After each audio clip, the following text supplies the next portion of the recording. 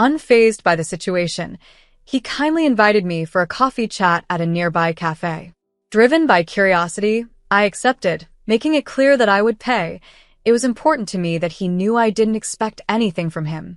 As we settled with our coffees, he began to talk, his voice tinged with a hint of regret. "I owe you an apology, Zoe," he admitted.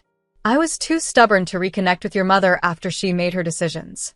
Now, I realize I've missed out on being part of my only granddaughter's life." As I stirred my coffee, avoiding eye contact, he continued, "So, why reach out now?"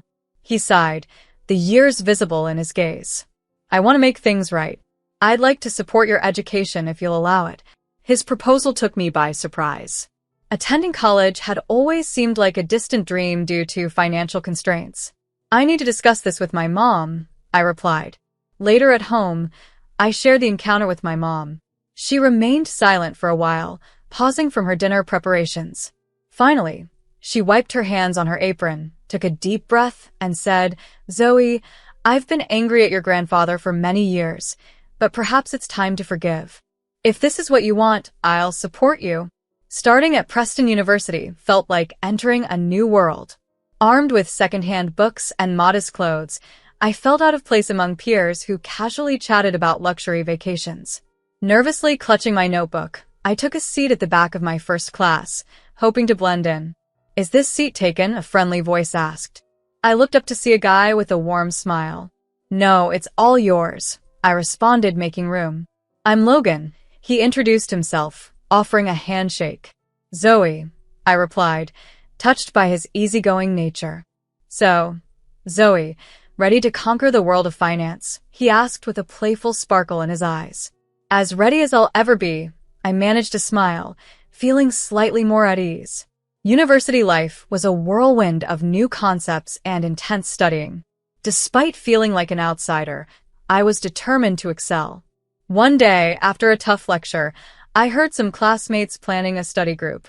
I hesitated, then asked if I could join. "Sure, but it's at the cafe on 6th. It's a bit expensive," one girl said with a dismissive look. I stiffened, aware of the financial barriers that still stood in my way. "Thanks, I'll see if I can make it," I replied, though I knew I wouldn't. Despite these challenges, I thrived academically. My hard work didn't go unnoticed. One day, Mr. Arthur, my finance professor, complimented me on my latest paper. "Zoe, your insight was impressive. Have you thought about an internship? Some firms value sharp minds like yours," he encouraged. Surprised, I confessed my doubts about lacking experience or connections. "Sometimes, talent speaks louder than connections," Mr. Arthur reassured me, inviting me to discuss further during office hours. That conversation with my professor was a pivotal moment for me. It sparked a belief that perhaps I truly had a place at the university. Energized, I began applying for internships, each application fueled by a growing hope that slowly overshadowed my initial insecurities. As the semester unfolded, I found my groove and made friends like Logan, who appreciated my sharp humor and readiness to assist with challenging assignments. One evening, while walking back to my dorm, my mom called. "How's my college girl?" she inquired, her voice always soothing my frazzled nerves. "Hey, Mom. It's tough, but I'm keeping up," I replied, a smile lighting up my face as I shared my modest triumphs. By the time I reached my senior year at Preston University, I had evolved from a shy scholarship student to the top of my class in investment analysis. As graduation neared, my grandfather, whom I hadn't spoken to much beyond brief updates and holiday greetings, invited me to a celebratory dinner. We met at an upscale restaurant, the kind with a dress code and an intimidating array of silverware. "Zoe, my dear, you've done exceptionally well," Grandpa Evan said, his eyes sparkling with pride as he hugged me. "Thanks, Grandpa." "I couldn't have done it without your support," I responded, feeling a mix of pride and gratitude. Over dinner, he regaled me with tales from his finance days, each story imbued with wisdom and nostalgia. Then over coffee, he leaned in with a serious look. "Zoe, I've been thinking. I'd like you to consider joining my firm. You'd start in a high position, overseeing new investments. What do you say?" he proposed, searching my eyes for agreement. I paused, stirring my coffee thoughtfully. The offer was alluring, a fast track to a high-flying career. Yet, something inside me hesitated. Grandpa, that's an amazing offer, but I think I need to make it on my own first. I want to prove to myself, and to everyone else, that I can succeed without special treatment, I explained. Grandpa Evan's smile widened. That's exactly why I'm proud of you. You have your mother's spirit, he said warmly. After graduation, job offers arrived, but not from the high-profile firms that pursued my classmates. Instead, I accepted a position at a respected, though less glamorous, investment company, a place where merit mattered more than one's background. The work was challenging, involving intricate financial models and demanding client portfolios that required precision and creativity. The steep learning curve was exhilarating, and each successful project further validated my decision to forge my own path. Months passed, and I began to establish myself. Initially skeptical, my colleagues now sought my counsel. One day, after sealing a particularly complex deal, Logan, who had joined the same firm, congratulated me. "See, I told you back in freshman year, you were going to rock the finance world," he said, grinning. As the year concluded, I felt not just accomplishment, but fulfillment. I wasn't merely surviving, I was thriving. The bridge between my past and my future was solid beneath my feet, each plank a testament to diligence and perseverance. My life, once a steep climb, now felt like an exhilarating ascent. When Vincent burst into my life, he was like a meteor, bright, dazzling, and impossible to ignore. Our paths crossed at a friend's rooftop party under a canopy of twinkling lights with a vibrant city humming beneath us. "Hey, you're blocking the view," he teased, approaching me by the railing. I turned to see a guy with a grin and eyes full of mischief. "I believe the view can be shared," I responded playfully. "That's fair," he chuckled. "I'm Vincent," he said, extending his hand. "Zoe," I replied, the handshake sparking an unexpected connection. We spent the entire evening chatting effortlessly about everything from our favorite novels to our most embarrassing childhood stories. It was easy to open up to him, and for the first time in a long while, I found myself completely letting go. When he asked me out at the end of the night, I eagerly agreed. Dating Vincent was like being swept up in a whirlwind of adventure. He was spontaneous, fun-loving, and incredibly caring. Despite his wealthy background, which we seldom discussed, he was down to earth. A few months into our relationship, he suggested I meet his parents.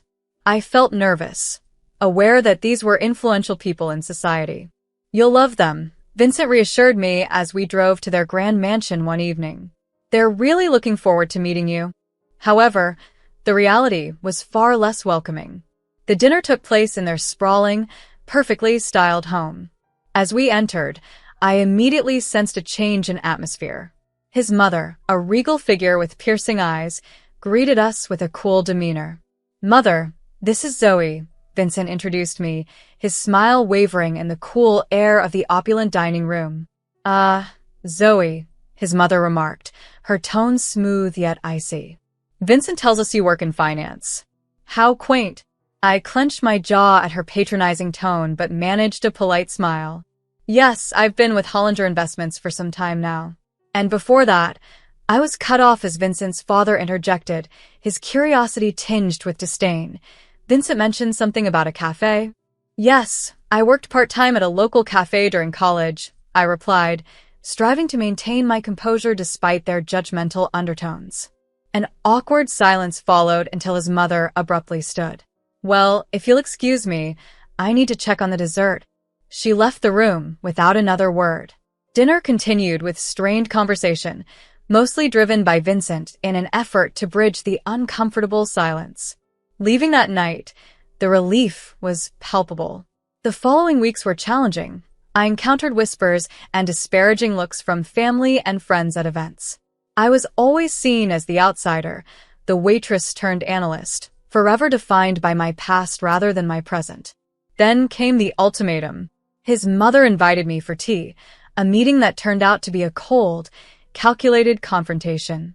"Zoe, You're a smart girl, she began, her eyes assessing. You and Vincent come from two different worlds.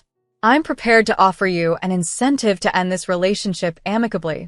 I was stunned by her audacity, momentarily speechless. You want to pay me to leave your son? I finally asked, disbelief mixing with rising anger. It's for the best. You'll never truly be one of us, she stated bluntly. My response was firm and resolute. Thank you for your hospitality, I said, standing up. But Vincent and I will decide what's best for us, not you. The decision to get married felt as natural as turning the next page in a book you couldn't wait to finish.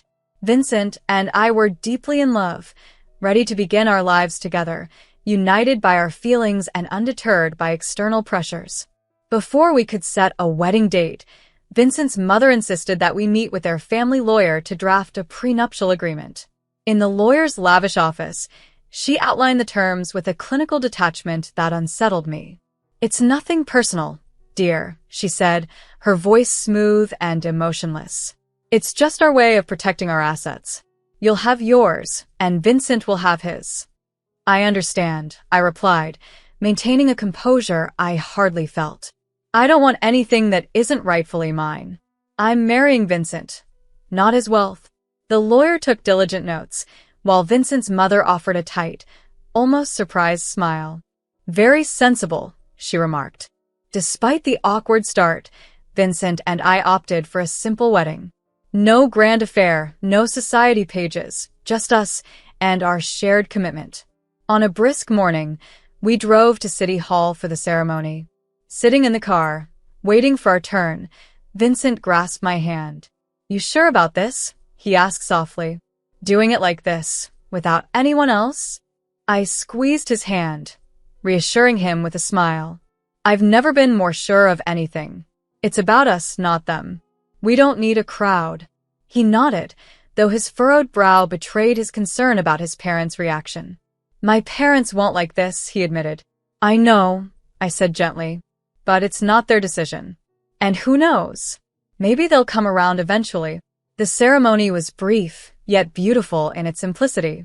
We exchanged rings in front of a small group of other couples, the only witnesses to our union. When pronounced husband and wife, the joy and relief we felt were profound. After signing the official papers, we stepped out into the sunlight, officially Mr. and Mrs. We celebrated quietly at a quaint seaside restaurant Vincent had reserved, raising our glasses to new beginnings. The backlash from his family was as expected, cold shoulders and harsh words at any family event we attended. His mother was particularly bitter.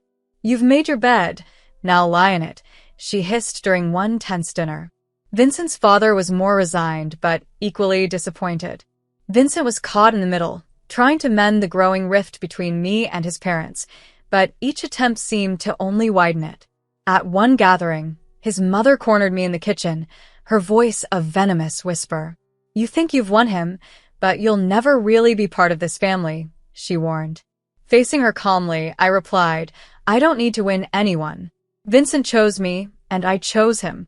That's enough for me. Maybe one day it will be for you, too. She scoffed, turning away to hide a slight tremor in her hands. The conflict was far from resolved. For years into our marriage, I had made a name for myself as a talented investor. Despite my professional success, my in-laws continued to view me with suspicion, spreading rumors that I was merely spending their son's money. It stung that Vincent rarely defended me against such accusations, always rationalizing his silence by pointing to his precarious position within his father's company, which he was expected to inherit.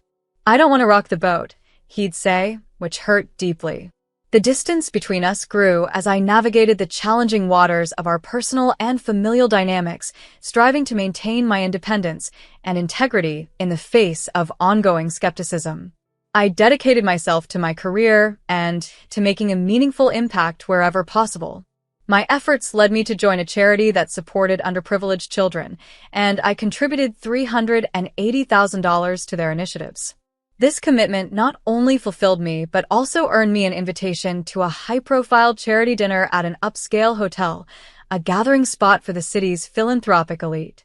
Vincent and I arrived together, But upon entering the grand ballroom, the cold, dismissive stares of his parents were palpable. They ignored me, treating me as if I were invisible, while Vincent uncomfortably avoided discussing our strained relations. As the evening unfolded, it was time for speeches. My grandfather, a revered figure in the foundation, was the evening's guest of honor. The presenter first acknowledged my grandfather's visionary leadership and contributions. Then the focus shifted to the major donors. And we extend a special thank you to Mrs. Zoe Thompson, whose generous donation of over $380,000 has made a significant impact on our projects this year. The applause that followed was loud and heartfelt, but it was abruptly interrupted by a shrill outburst. Vincent's mother, red-faced and furious, stood up and demanded a microphone. "This is preposterous," she shouted, her voice echoing through the ballroom. "I must expose the truth." The room fell into stunned silence as she continued. "Zoe is nothing but a leech. That money isn't hers. She's using my son. She's a gold digger, and I won't let her fool anyone here." The crowd's eyes, filled with curiosity and judgment, turned towards me. My face burned with embarrassment and hurt as she hurled her accusations. I looked to Vincent for support, but, to my dismay, he hesitated, glanced at his parents, and walked towards them, leaving me isolated in the crowd. As I stood there, fists clenched and heart pounding with a mix of anger and humiliation, a sudden calm descended upon the room. My grandfather stepped onto the stage.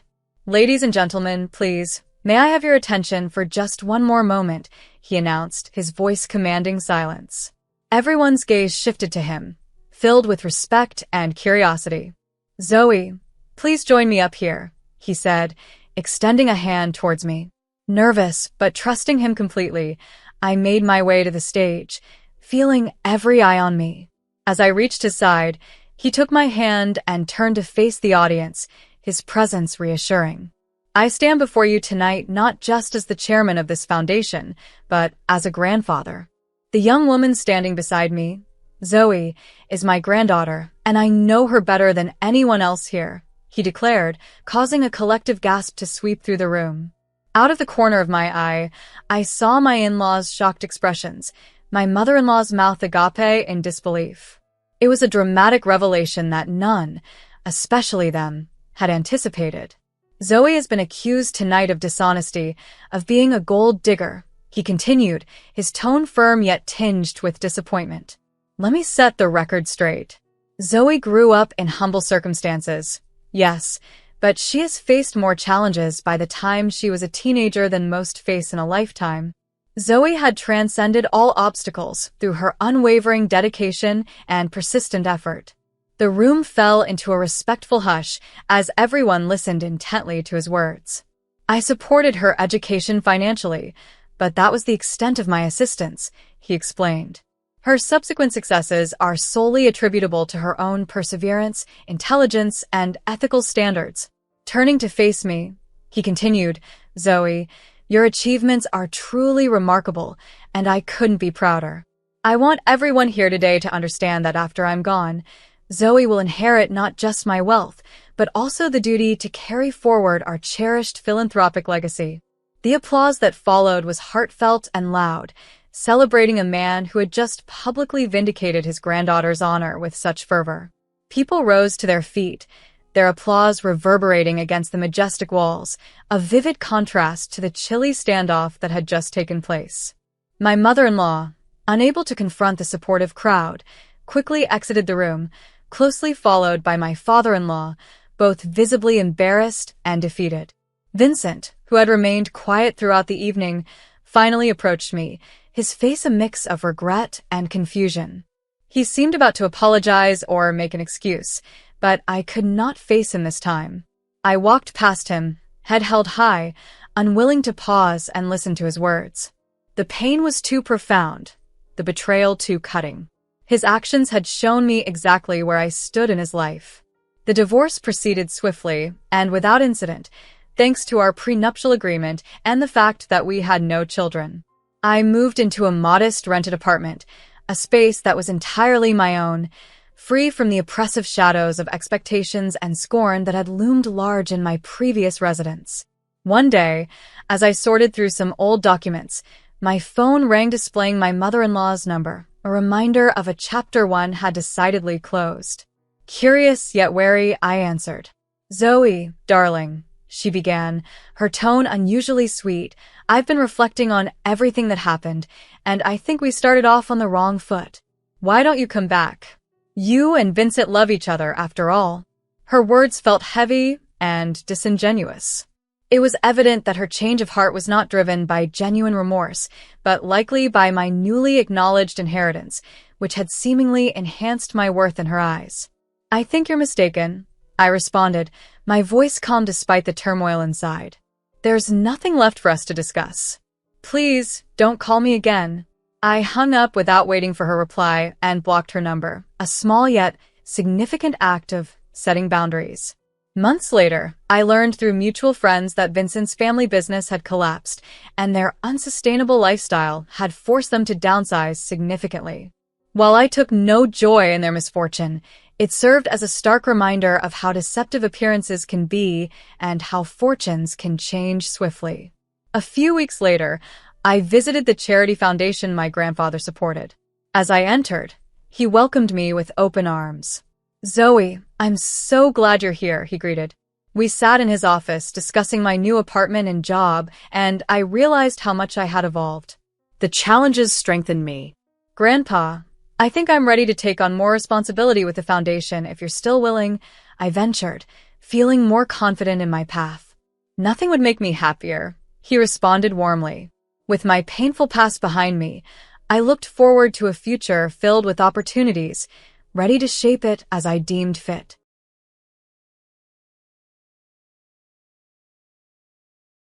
Hi everyone, I'm Sunny, and I want to share how I almost became a victim of a scam. Yes, I was going to be scammed by my own husband and mother-in-law. Thankfully, I was able to see through their horrible plan and take my just revenge. I met Simon when I was reeling from my parents' death. It was a horrible time for me, and he just happened to be the first person who took pity on me. My parents passed away in a tragic car accident, leaving behind me and my twin sister, Clementine. It was very sudden, so we were deeply scarred by the events that followed. My parents were the most important people in my life. Without them, my life felt empty. During this time, Simon came into my life. We met at a charity event hosted in my parents' honor. They were very active members of an organization that helped underprivileged students with college tuition money. Simon was one person who had benefited from the organization. During the event, he came up to me and offered his condolences. "I'm sorry for your loss, Miss Sunny," he said, introducing himself. "I'm Simon. Actually, I'm one of the people your parents helped. My family was pretty poor, and I was raised by a single mother. It's thanks to your parents that I've come this far," he explained. "Thank you, Simon," I replied. "I'm glad they were able to help you out. Surely you deserve this chance. I just wish my parents could hear those words from you," I added. "I know this is a tough time for you," he said sympathetically. "You can reach out to me if you need someone to talk to. I'll be happy to help," Simon suggested. We chatted for a while and exchanged numbers. He was a great guy, and I wanted to stay connected to him. Simon and I used to talk to each other very often. He always supported me when I was down and helped me remember my parents in a positive light. It was through his support that I was able to recover. I always thought Simon was a great guy who genuinely cared about me. I was over the moon when he finally confessed his feelings for me. We started dating in no time. Simon was always very respectful of my parents' memories. "You know, Sunny," he would say, "your parents were amazing people. They had so much money, but decided to donate a lot to charity. It was because of them that I have a good job. I will be forever grateful to them," he confessed to me. "I'm very proud of what they accomplished and miss them so much," I said to him. "Don't worry, Sunny," Simon would reassure me. "I'm sure they're happy for you now. You have me near, and you can lean on me for any support," he continued. "Thank you so much, Simon," I would say gratefully. "I'm so glad I found you through them." Simon was one of the few people who weren't with me for my money. My ex-boyfriends used me for money and left when I refused to fund their lifestyles. Simon wasn't like that.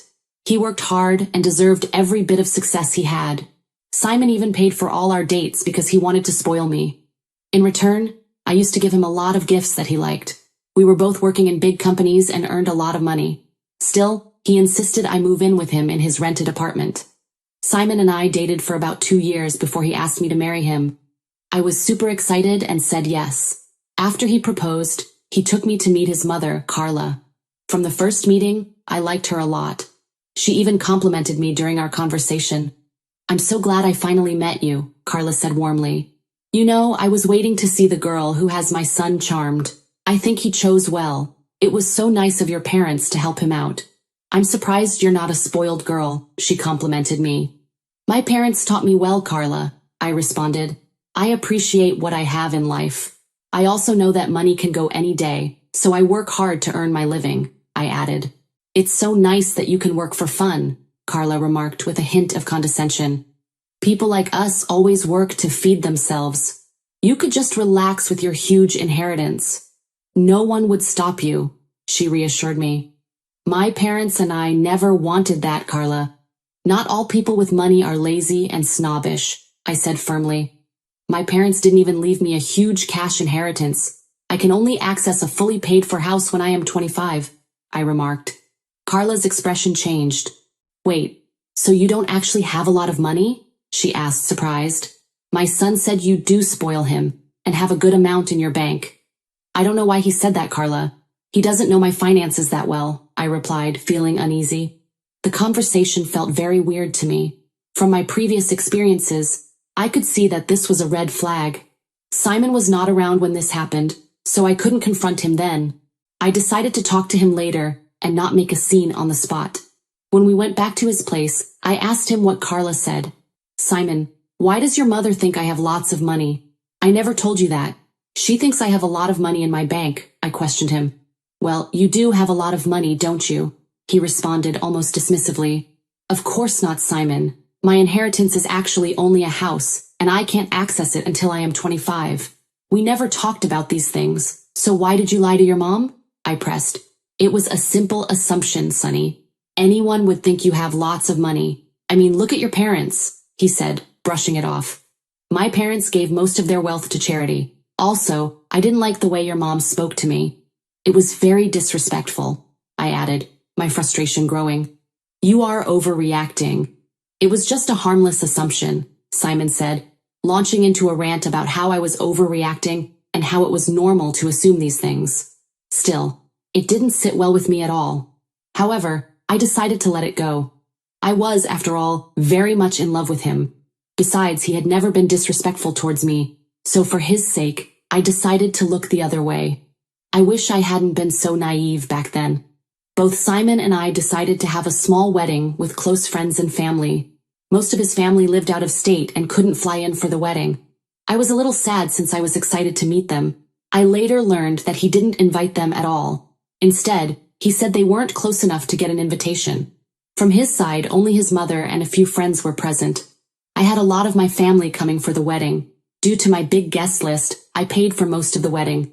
I thought it was fair, given he didn't have a lot of people attending. Everything was going well, until my sister decided to talk to me. "Sis, are you sure you want to go through with this wedding?" Clementine asked, her concern evident. "Simon and his mom don't seem to be very nice," she tried to warn. "What do you mean, Clementine?" I asked, surprised. "Simon's mom can be a bit much, but he's a great guy," I reassured. "I didn't tell you sooner, but I heard them talking badly about you," Clementine said cautiously. "I've no way to prove it, but I wanted to tell you anyway. Are you sure he's not with you for your money?" she questioned with concern in her voice. "He knows I just have small savings from my job. Simon also knows about the inheritance I will get. Don't worry, it was probably a misunderstanding. Simon is better than that," I assured her. "I trust your judgment, Sonny, but still, I think you should be a little careful," Clementine advised. Again, Clementine's words kept bothering me. I was taken back to the time Carla talked about my inheritance. I was pretty confused about the whole situation. However, Simon had never shown signs of being a gold digger. I had already lived with him for 2 years and thought I knew better. If only I had canceled the wedding then, I wouldn't have had to see the dark side of Simon. Anyway, the wedding was beautiful. and I felt like my dreams were coming true. I couldn't have been happier. I naively thought that my best days were about to come. Sadly, I was very wrong about that. After the wedding, we moved in with his mom. It turns out the house was in his name, and his mother was living there rent-free. Simon had a decent income, so this wasn't a big problem.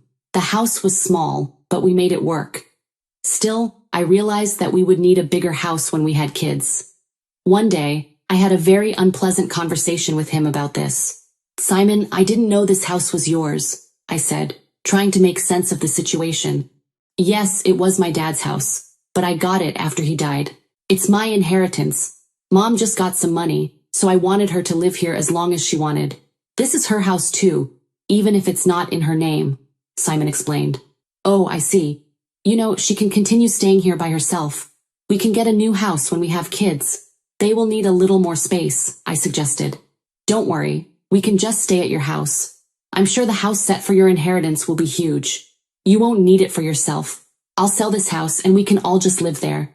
You'll put me on the deed as well, and it will be our house," my husband reasoned. "I'm not sure what I want to do with the house, Simon," I replied. "We will keep it, honey. It's that simple," he coaxed. No matter what I said, Simon kept pressuring me to put the house in his name as well. While I didn't mind him living in my house, putting his name on the deed was a little too much. He never talked about splitting his house with me. Whenever he referred to my inheritance, Simon said it was our house. I was getting extremely worried about Simon's motives and decided to drop the conversation. I had a year before I turned 25, so I decided to see how things would turn out by then. Simon was the usual loving partner throughout this year. His mom, Carla, however, was far from warm. She was often jealous of me, and even made snide remarks about my upbringing. It was starting to get on my nerves. However, I never insulted her back. I thought things would get better once we moved out without her. A month before I turned 25, I received shocking news from Simon. When I got home from work, he was waiting for me in the living room. Carla was also there. "Sonny, I wanted to tell you something," he began. "What is it, Simon?" I asked, added, "You're scaring me." "I quit my job," he replied. "The work environment was really bad. It was starting to affect my mental health. I think I will have a break for now. I handed in my notice a month back." "Today was my last working day," he explained in a grim voice. "What? When did you decide that? You should have told me about this before making a decision," I uttered indignantly. Carla interjected, "Why are you attacking my son? He said he was having a rough time. You have to be supportive of him. It's your job to take care of his expenses now. You have enough money to do it anyway," she objected. "That's not the point, Carla," I continued. "He never told me about his problems. It's rude to make unilateral decisions in a marriage," I concluded. "Well, he discussed it with me, and I approved," Carla snapped. "I am his mother. My word is enough for this household. This is not your father's property. Only I make the final decisions here. Now stop being selfish and apologize for your rudeness," she demanded. I couldn't believe what I was hearing. Simon also looked very upset and told me he didn't like my reaction. "I thought you cared more about me, Sonny," he said, looking hurt. I felt bad and apologized to him. I also assured him that I would support him as long as he needed. He was back to his usual self, but my doubts were slowly creeping in. I could see red flags all around me. It all came to a head a few days later. A few days before I turned 25, I decided to surprise Simon with a dinner date. I'd gotten a promotion at work and wanted to celebrate it with him. When I walked through the door, I heard Simon and his mother discussing something. They hadn't heard me enter the house, so they continued their conversation without noticing me. "Sonny is so stupid," Simon said, laughing. "She can't even think properly. I mean, why the hell would I marry someone so ugly like her? She thinks I love her or something," he added. Carla replied, "I must tell you, I almost scolded you when she said she doesn't have much money. I thought you were being dumb and landed a broke girl," she scolded. "Nah," Simon said. "I knew a girl like her would have money. If her inheritance wasn't tied to the house, I would have divorced her sooner," he continued. "Don't worry, the time is near," Carla assured him. "Her birthday is just a few days away. We'll get our brand new house soon. I can't wait to dump this rotten place." "Rest assured, Mom," Simon said. "Once she has the house, I'll put my name on it. Then I can divorce her and get half the house. We can sell the share and get a new place. That stupid girl deserves to lose the house, he persuaded. Carla laughed. Yeah, good thing her parents died early. Wish they weren't such wannabes and left her more money. They just wanted to show off their wealth to the rest of the world. Her parents were as useless as her. Even her sister is ugly as hell. Who would want them without their money? She concluded. They kept laughing and talking trash about us. I was starting to panic. All those words were stabbing me in the chest. I knew I couldn't cry. I didn't want them to see me vulnerable. I was better than that. So as quietly as possible, I exited the house and left. I went straight to my sister Clementine's place. I broke down on her couch and said, "You were right, Clementine. Simon is after my money. I can't believe the things I heard him say. He wants half of my house, Clementine. He will divorce me after that," I explained to her. "No way," Clementine exclaimed. "I won't let that happen. He will have none of your money." "God, Sonny, he even left his job so he can get alimony from you. He is such a cruel man. Even his mum supported his evil plans." My sister was outraged. "I can't believe I was so naive," I uttered. "But it's time I show them who they messed with. I have the perfect plan in mind. I will need your help," I continued. "Tell me," Clementine exclaimed with undisguised interest. "I would do anything for my sister," she added. So I told her my perfect plan, but to execute it I needed time. I went home and resumed my normal routine, never letting them know I had heard their conversation. Simon was also being extra nice to me and even arranged a big party for my birthday. I guess he wanted to spend as much money as possible before divorcing me. I enjoyed the party because I knew I would have the last laugh. After a few days, Simon kept pestering me about adding him to the house deed. I assured him that I would do it soon. Meanwhile, I was biding my time and preparing the divorce papers. When they were finally ready, I met with my property manager and signed over the house to my sister. There was no way Simon was getting the house from me. With that being done, it was time to confront them. One evening, I simply walked into the house and told them to come for a talk. They sat down, and the two looked a little confused. When I mentioned it was about the house, their mood instantly lifted. But things were going to change soon. I sat down and said, "Hey guys, so there's an important discussion that needs to happen. You know I was set to inherit a house? Well, I signed it over to my sister a few days back." "What?" Carla screamed. "Who gave you permission to do that? Your sister literally scammed you out of the house. Are you insane? You need to make this right, Sonny. This is so unfair," she continued her loud outrage. "What's unfair, Carla?" I asked calmly. "The fact that I spoiled your plans to get my inheritance? I know what you two have been up to." Simon, looking panicked, said, What are you saying? You know I would never do that. Your sister is putting ideas in your head. She's the villain here," he accused her. Yes, Carla added hastily. "Let's not jump to conclusions right now," she tried to reassure. "Stop it, you two," I said firmly. "I was the one who heard the conversation. I know you guys have been planning this for a while, but guess what? Your plan won't work. And here are the divorce papers. I'm moving out today. You can contact my lawyer for more information," I finished. No, Simon pleaded. "You can't do that. We have sold this house for you. We were counting on moving in with you. I wasn't going to divorce you, Sonny. Sonny, please listen to me. You cannot leave us like this. We've been counting on you. Where will we go?" My husband panicked. "You should have worried about that before planning to betray me," I responded. "It's time you both enjoy your just desserts. I'll see you in court," I concluded. The two kept crying and begging me to change my mind. However, I was done with them.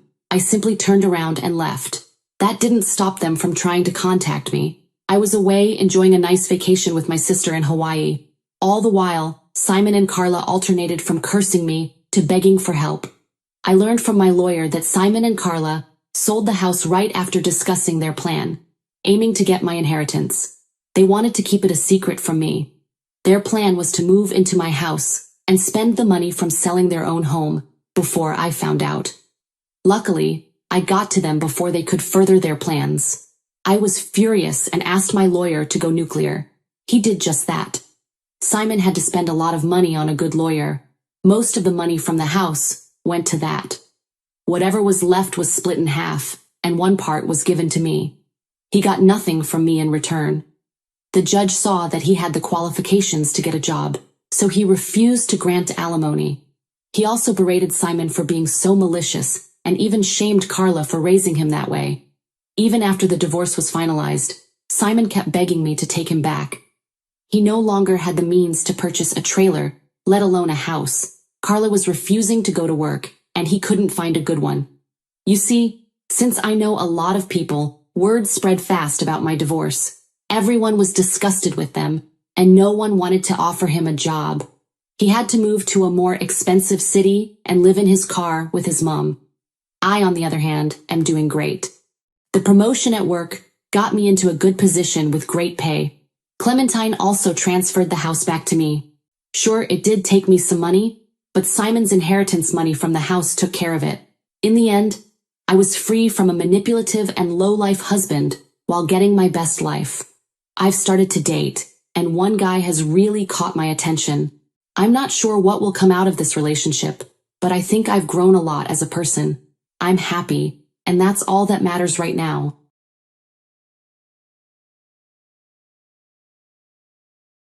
When my husband and I got out of the car, my mother-in-law and sister-in-law were excitedly asking my husband, "Hey Wyatt, what's with this car? That's amazing. I'm glad you finally decided to live on our side of society. But still, it's a bold move to buy such a luxury car out of the blue." My husband chuckled. "This is not my car, it's Claire's father's car," he uttered.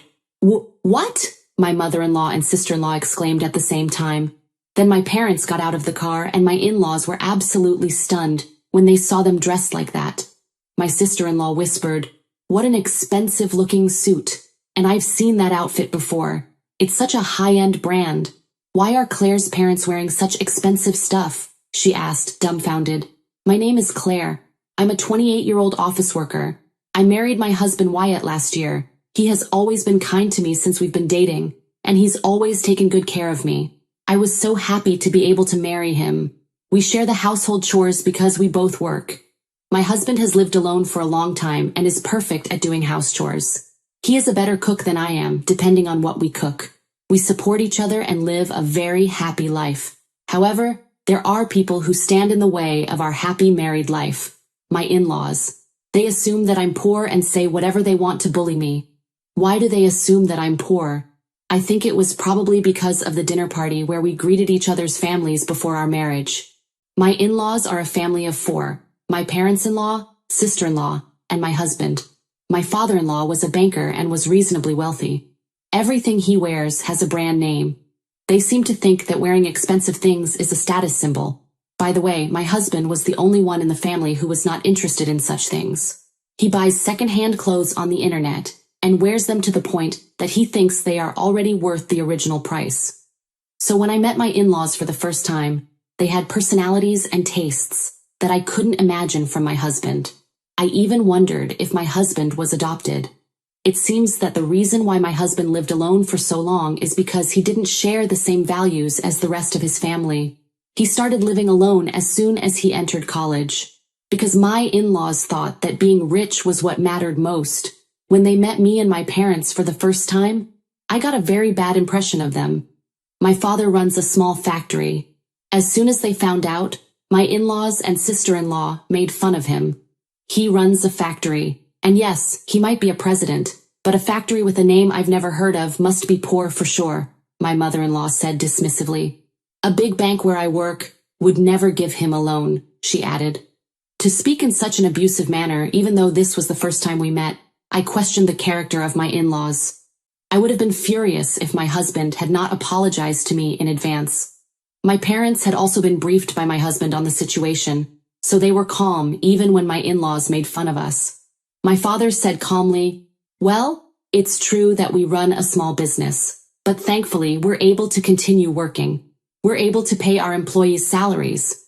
My father-in-law sneered, "I wonder how many employees you have. Oh, by the way, I heard Claire has an older brother." My mother replied, "Oh, our son is working today, so unfortunately he won't be able to join us." My sister-in-law chimed in, "Is he on a business trip or something? Does your brother work for a decent company?" "Our son works for my company," my father responded.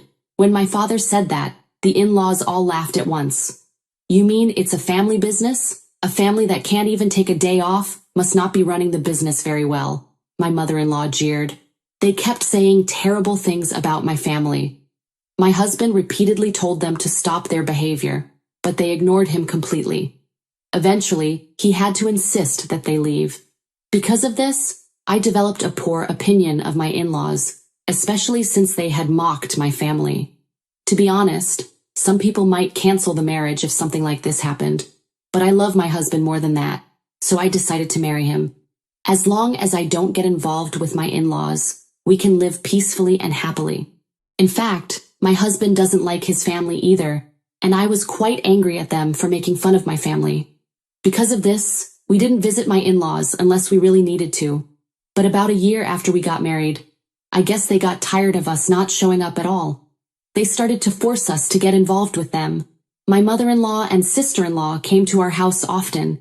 They said whatever they wanted to say. My mother-in-law complained, "Wyatt doesn't come home at all. Claire's trying to stop him from going, isn't she?" My sister-in-law added, "I'm sure she is, because she would be so jealous of our lives." "Well, I don't blame you," my mother-in-law continued. "We have a different standard of living than the poor, but I hope you will at least have a baby soon. If you don't produce an heir, you'll turn out to be just a parasite wife who wants to get rich," she declared in an insulting tone. My mother-in-law and sister-in-law came over for a short time, from the moment I got home from work until my husband returned. I get home early because I have a job that basically allows me to leave on time, but my husband has to work overtime, so he usually gets home a little before 9 p.m. So, within about 3 hours, my mother-in-law and sister-in-law would come over to pick on me. "You live in a really modest apartment," my sister-in-law commented. "Wyatt works for a good company. You should live in a nicer house," she judged. "My husband and I think it's big enough for us, so," I began. "Not your husband, but you, right?" my mother-in-law interrupted. "Don't impose your values on Wyatt," she demanded. "There's a lot of plain stuff in the fridge," my sister-in-law remarked, opening it without permission. "Don't look in the fridge without permission," I snapped. "You don't have caviar or fine wines?" she asked, ignoring me. "We don't have anything like that," I replied. "Oh, it's so boring," my mother-in-law sighed. "Why did Wyatt marry this woman? A poor, wealth-seeking, boring woman is a verity. You could say that.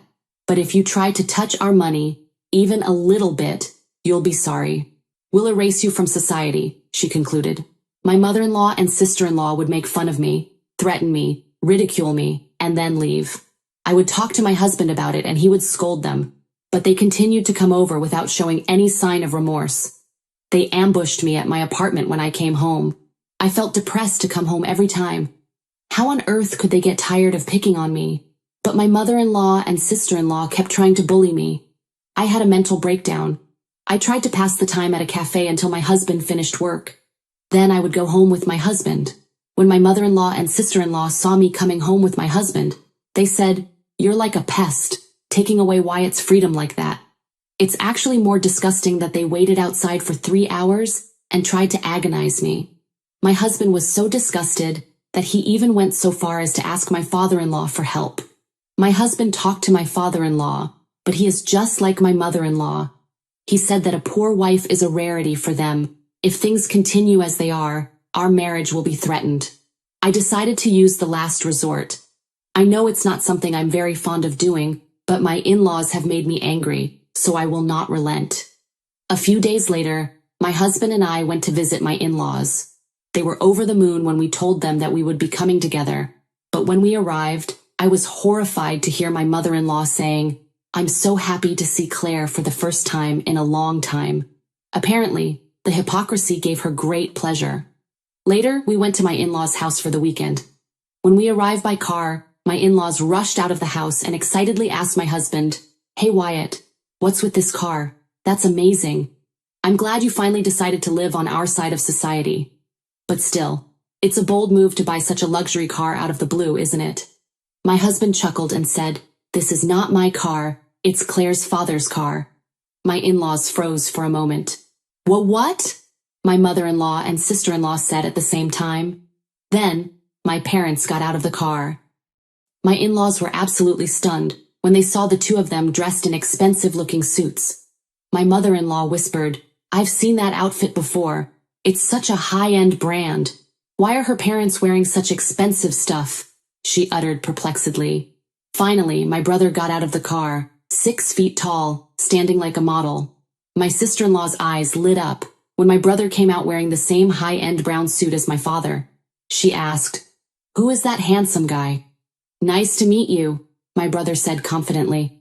"My name is Marshall, Claire's brother," he added. My in-laws were frozen in amazement at my family, who were completely different from the last time they saw me. Seeing this, my husband urged, "What are you all doing standing around? Quickly, show my family around the house." My mother-in-law and sister-in-law hurriedly invited my family inside. They showed them into the living room and said, "We'll have tea ready for you right away." Their attitude was the complete opposite of before. They seemed very curious, and eventually asked my parents, "How are you able to wear such luxury items?" I found their behavior ridiculous. They were so quick to change their attitude just because of one's appearance. Then my father explained, "My factory may be small, but the parts we make have the only patent in the world. We receive orders from large American companies as well as foreign companies," he concluded. My father's answer made the in-laws' faces turn blue. My mother-in-law and sister-in-law started to be very nice to me. My father-in-law was silent the whole time and didn't say a single word. Meanwhile, my sister-in-law was quite interested in my brother and began to chat him up. "What kind of work do you do at your father's company?" she asked. Marshall replied, "I know several languages well, including Chinese. I'm currently in charge of organizing business meetings with overseas companies, so I spend half of the year abroad," he added. "Well, that's very cool. Are you single, Marshall?" my sister-in-law inquired, her interest clear. "Yes, I'm married," Marshall answered. "That's too bad," she said undeterred. "But I think I'm a better match for you than your wife. What do you think? If you're interested, why don't we go out for dinner?" my sister-in-law suggested. She was making a fierce move on my married brother right in front of me and my parents. To be honest, I was impressed by her audacity, but I decided it was time to put an end to it. My brother looked at me and nodded before turning back to my sister-in-law. "Ha! Me with an ordinary girl like you? Are you kidding? You're a funny girl. Are you seriously saying that you're more desirable than my wife? My wife is a former model, highly educated, and the daughter of the president of a famous company. No matter how you look at it, you're not on her level. It's funny how some people misjudge their position, isn't it? I'm not trying to be mean, but you should know your place and follow a solid path," he uttered. My brother's words hit home, and my sister-in-law was left in a groggy state, on the verge of fainting. She was so shocked she could no longer speak. Finally, my father turned to my in-laws and said, "I don't really care how wealthy other families are. Money is important, but you can't measure a person's worth by it alone. Let's be human and not obsessed with money." "I'm sorry we were a little harsh today," he apologized. My father then bowed his head in apology. My in-laws were completely taken aback and quickly bowed to my father in response. Since then, they have never tried to bully me. In fact, they now regularly contact me to flatter me, which I find a bit bothersome. For the record, neither my parents nor my brother are the kind of people who dress up in luxury brands and brag about their wealth. They just went along with my plan this time. My father prefers to wear a suit he's had for a long time, even if it's cheap, and he's not interested in luxury. My brother is very kind and doesn't look down on people. That's why his wife's father likes him so much, and even asked him to take over the company because he's a better heir than his eldest son. I'm sorry I put my family through something they weren't used to. Everyone was extremely tired on the way home. However, I was able to return to a peaceful married life with my husband. I have not visited my in-laws since then, but my husband visits them at least during Thanksgiving and Christmas. After that event, my in-laws have changed their ways. They seem to have lost confidence, or maybe they just repented. They don't brag about being rich like they used to. My husband even says he feels more comfortable with them now. I'm not sure if they'll go back to their old ways again, but for now, I'm just glad that the problem has been successfully resolved. I will continue to take care of my husband and my family, and I'll try to live my life with a sense of modesty. They thought they were on top, but actually, my family had much more wealth than they did. The in-laws should be ashamed of themselves. I would feel like a small person if I kept trying to show off to those with less. I don't think truly wealthy people would do such a thing. I'm glad that we were able to teach my in-laws a valuable lesson. I hope we can continue to live in harmony with them every day.